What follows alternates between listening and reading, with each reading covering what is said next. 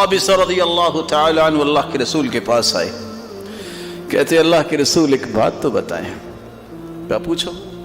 کہا مجھے یہ خواہش پیدا ہوئی ہے کہ ہر خیر اور شر کی بات میں آپ سے پوچھوں۔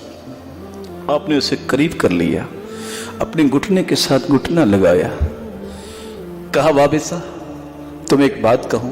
آپ نے پھر 3 انگلیوں کا اشارہ اس کے دل کی طرف کیا، فرمایا وابصہ یا وابصہ، اے وابصہ استفت قلبک، لوگوں سے جو پوچھتے ہو کہ یہ کیا ہے، یہ کہ کبھی اس دل سے بھی پوچھ لینا۔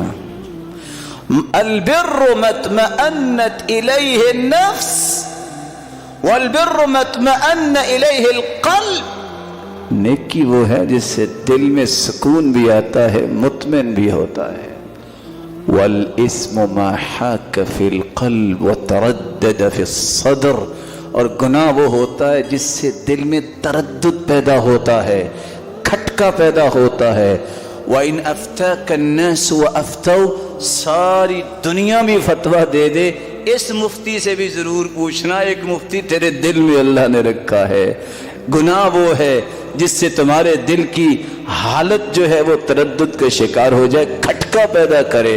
وَإِنْ أَفْتَاكَ الْمُفْتُونَ، دوسری روایت میں آتا ہے دنیا کے سارے مفتی فتویٰ دے دیں، اس سے بھی کبھی پوچھ لینا، یہ بھی تمہیں حقیقت کی رہنمائی کرے گا۔